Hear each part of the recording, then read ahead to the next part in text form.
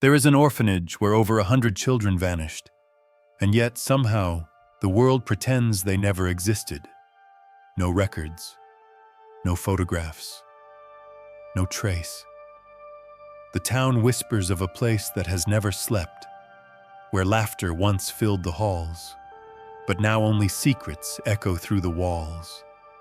Every doorway, every window, seems to guard a story that refuses to be told.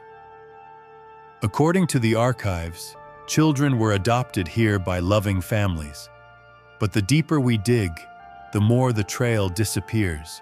Files sealed, pages ripped, names erased. Attempts to locate these children gone. Every lead turns cold. Former staff, those rare individuals willing to speak, remember a strange rhythm in the orphanage. Lights that flickered without cause. Footsteps in empty corridors. Doors that creaked open on their own. And then the children. Some seemed almost different when they left. Distracted, silent, afraid of something they wouldn't name.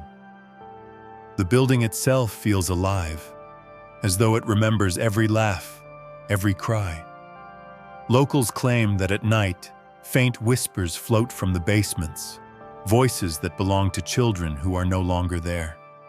Some swear they saw figures at the windows, just for a moment, before disappearing into shadow. And yet, the most disturbing fact remains. Nobody can account for a single child who was adopted. Not one. Families who should have records. Nothing exists. Adoption papers sealed. Letters returned. Photographs lost. It is as if the children never existed at all. Tonight, we will step into that silence. We will walk the hallways where innocence was meant to live and uncover the horrors hidden behind the mask of care.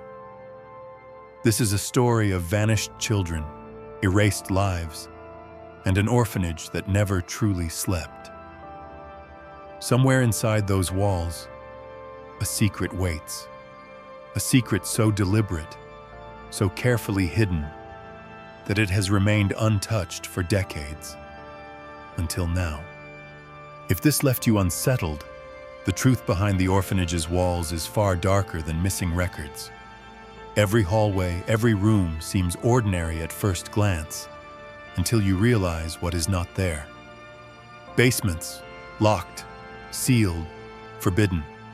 Investigators, historians, even former staff, none were ever allowed below.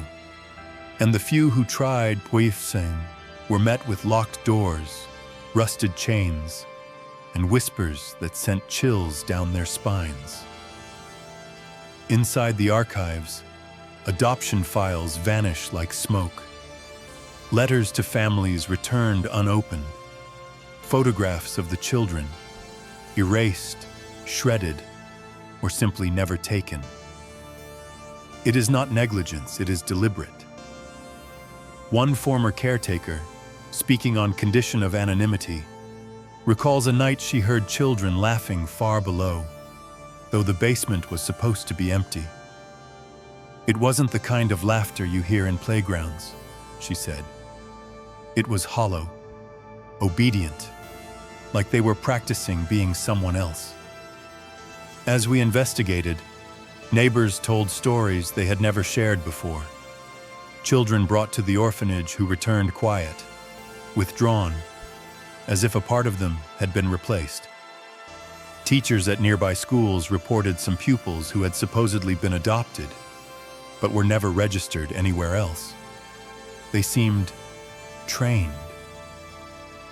The building itself seems to resist discovery. Cameras malfunction, lights flicker. Even in daylight, shadows linger where they shouldn't. And the basements, always sealed, always locked, and always silent, until someone opens the wrong door. Every lead points to the same conclusion. The orphanage was never what it seemed. Beneath the mask of care and shelter lay something deliberate, methodical. A system built not to nurture, but to control. Tonight, we peel back the layers of secrecy, uncovering the sealed rooms, the erased files, and the whispers that have haunted this place for decades. Because behind those locked doors, the truth waits. And when it is finally revealed, it will be a truth no one could have imagined. For decades, the orphanage kept its children hidden, but one child survived. One witness remained. He was small, quiet, and invisible to most. The adults who ran the orphanage never noticed him, or perhaps they thought they did. But this boy remembered. He remembered everything. The locked basements, the erased files, the children who vanished without a trace. When he speaks now, decades later, his words are chilling. They said we were being trained to be good, he recalls, to obey, to never question. But some of us, we weren't supposed to leave. According to him, the orphanage operated on a system no one suspected. The caretakers, the supposed guardians, were not just looking after children. They were selecting them, molding them, preparing them for families who wanted more than just a child, families who wanted obedience. He describes nights filled with whispers and shadowed figures moving in the hallways, children following orders without question, doors slamming on empty corridors, and laughter that was forced, almost mechanical. The walls themselves seemed to watch, recording every sound, every misstep. Investigators later confirmed parts of his story. Some adoption records, previously thought destroyed, were discovered. Cryptic codes, initials instead of names. A hidden network of caretakers providing children to wealthy families, not for love, not for care, but for obedience. Slaves disguised as orphans. And yet, for all the horror, this boy survived. Hidden, silent, watching, remembering. For years, he carried the knowledge alone until now. Tonight, we follow his story. His memories lead us into the orphanage's darkest corners, into rooms that have never been documented, into a truth so horrifying, it will change everything you thought you knew about care, shelter, and trust. Because in the shadows of this orphanage, innocence was never safe, and the world simply looked away. Every institution has its rules, every home its routines, but in this orphanage, the rules were terrifying, and the routines unnatural. Former staff describe rooms that were off-limits, hallways that twisted like a maze and cupboards that locked from the outside. At first, these measures seemed like mere discipline. But when you dig deeper, the reality is far darker. Caretakers, once seen as guardians, were revealed to operate with precision and secrecy. They were selecting children not by need or kindness, but by obedience. Calm, compliant children were favored. Rebellious ones disappeared from records. One whistleblower, a former nurse, recalls the night she stumbled into a corridor she was never supposed to enter. She saw children lined up in silence, eyes vacant, waiting for instructions from adults she once trusted. It was like they were puppets, she said, but the strings were invisible, and the hands pulling them were cold. Investigators found hidden rooms behind false walls, each one meticulously maintained, but empty of warmth. Beds made, toys untouched, meals prepared but uneaten. These spaces were rehearsals. Children were trained here to obey without question, to become what the orphanage promised wealthy families. And then there were the letters, messages sent to adoptive families that never arrived. Or if they did, they were altered, names erased, lives rewritten. Children were being erased from the world, and no one outside noticed. Every clue, every testimony points to one horrifying truth. The orphanage was a factory of obedience. Behind closed doors, behind locked basements, and behind every sealed record, children were molded, controlled, and sent into the world like shadows of themselves. The boy who survived remembered every detail, and as we trace his memories, we begin to understand the full scale of what happened behind those doors. A system so organized, so methodical, that horror became routine. Tonight, the shadows of the orphanage grow longer, and as we move further into its secrets, one question lingers. How could such darkness thrive behind a mask of care? No one truly knew what lay beneath the orphanage. Not the neighbors, not the inspectors, not even some staff. Because some doors were never meant to be opened, and some rooms never meant to be seen. The boy who survived recalls the first time he accidentally slipped into a hidden chamber. Darkness thicker than night, a scent of damp and dust, and a chilling silence that pressed against his ears. He describes it as if the walls themselves were holding their breath. Investigators who later gained access to the orphanage found the sealed basements exactly as he remembered. Cobwebbed corridors, old beds stacked in corners, and walls scratched with letters and numbers. Children trying, perhaps, to leave a trace of themselves in a place designed to erase them. One room stood out. The air inside was colder, heavier, almost alive. In that room, a series of small doors led to even smaller cells. Each contained remnants of toys, blankets, and the faintest traces of names etched into the walls. No child was supposed to survive here, and yet, signs of life were everywhere. The boy tells us of nights when he listened from these rooms, hearing footsteps above, keys turning in locks, whispers of instructions that were never meant for children's ears. And the children? They obeyed, mechanically. Silence was their language, fear their companion. Forensic teams later confirmed something no one expected: hidden ventilation systems, secret passageways, and rooms that had never been documented in any blueprint. The orphanage itself had been built like a trap, a house that watched its inhabitants, controlled their every move, and erased their existence at will. Every discovery added layers to the horror. Each hidden room revealed a new depth of cruelty. And with every revelation, the boy's story became clearer, terrifyingly vivid, a reality where care was a mask and obedience the price of survival. As the investigation continued, one fact remained undeniable. Beneath the smiling facade of the orphanage, innocence had been methodically hunted, hidden, and reshaped. And for the world above, life continued as if nothing had ever happened. Every orphanage keeps records: names, dates, adoption papers, proof of lives lived. But here, the files didn't just disappear. They were meticulously erased. Researchers who accessed the archives found cabinets labeled with children's names, only to open them and find empty folders. Pages torn, letters smudged, official stamps scratched out.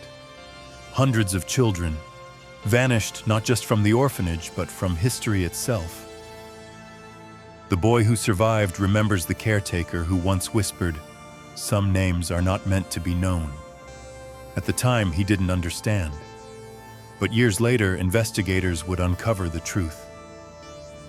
Adoption records told a different story. Children were sent to wealthy families, but not as adopted sons or daughters. They were sent as obedient servants, trained to obey, compliant, shadows of themselves. Official papers had been falsified. No one could trace them. No one could question their fate. Archivists who tried to recreate the lists were shocked. Names appeared briefly, then vanished under layers of forgery. Even digital recovery yielded fragments, half-erased letters, cryptic codes, and the same chilling phrase scratched repeatedly in the margins. Obedience is survival. Survivors recount whispers of meetings in hidden rooms, where caretakers selected the most compliant children for special placements. The world above believed these children had been adopted out lovingly. But beneath the orphanage, they were being auctioned for obedience, traded like objects in a shadow economy of privilege and cruelty. And the boy? He remembered each name, each face, every step he took to avoid detection. His memories became the only proof of what had truly happened. A living archive of children erased from every document, every record, every life above ground. The orphanage's smiling facade hid a calculated, horrifying system. A system that turned care into control, love into manipulation, and children into shadows. And as the files vanished, so did hope for the world to ever know the truth. Until now. For decades, the orphanage's secrets were buried. Erased files, hidden rooms, vanished children. Until one voice broke the silence. A boy who had survived what no one should endure. He recalls the nights spent in the shadows, listening to instructions, watching friends disappear one by one. The fear was constant. The obedience enforced with invisible chains, and yet something inside him refused to break. When investigators finally brought him back to the orphanage, he walked through corridors frozen in time. He recognized every scratch on the wall, every small door, every cold, empty room. Each place held a memory, a life stolen, a childhood erased. He speaks of the caretakers with a chilling calm. Their kindness, smiles, and promises were masks, tools to manipulate. The wealthy families were never adoptive parents. They were buyers of obedience. Children were trained, controlled, and sent to serve, never to live. What he remembers most vividly is the day he escaped. A night of storms, footsteps echoing, keys rattling, hearts pounding. He ran, guided only by instinct and the will to survive. He left the orphanage behind, but he never forgot. Now, decades later, he speaks to the world. Every secret he has remembered, every room he has seen, every name he still carries in his memory. His testimony is the only proof of a system designed to erase innocence and turn children into shadows of themselves. His words are heavy, measured, yet impossible to ignore. They thought they could hide us forever. But even in the darkness, we remembered. And now, the world must see what they tried to bury. The orphanage that once never slept, that watched every child, that erased every life, finally has a witness, a survivor, and his voice carries the weight of hundreds of children who will never be heard. The orphanage's walls had always hidden a truth too terrible to imagine. Beneath the surface of care and shelter, a calculated system thrived, one that transformed innocence into obedience, love into control. Investigators uncovered secret passages, hidden basements, and rooms sealed for decades. Inside, traces of children, notes, toys, and scraps of clothing remained as silent witnesses to the horrors long forgotten above ground. The caretakers, faces kind and smiles welcoming, were the architects of this hidden world. Each adoption carefully orchestrated, each child evaluated for obedience, loyalty, and compliance. They weren't giving homes. They were creating shadows, servants for the wealthy, invisible and voiceless. And yet, the survivor's voice pierced the silence. His testimony revealed every step, every secret, every life erased. The world could no longer ignore the reality hidden behind the orphanage's friendly facade. But perhaps the most terrifying part of all is how easily trust can be weaponized, how easily care can mask control, how innocence can be stolen while the world looks away. The orphanage still stands, empty rooms, sealed basements, forgotten names. But its story is no longer buried, and through the eyes of the one who survived, we confront a truth both horrifying and unforgettable. What happened here may be unthinkable, but remembering it ensures it is never repeated. And in the silence of these walls, we find the courage to face darkness and to seek the light beyond it. If you found yourself gripped by this story, compelled by its mysteries, consider subscribing. Join us as we uncover more hidden histories, more tales the world almost forgot. Share your thoughts, your theories, or your own experiences in the comments, because sometimes the act of remembering is the first step toward change. The orphanage that never slept may be quiet now, but its story will echo for generations. And thanks to voices like the survivors, it will never be forgotten.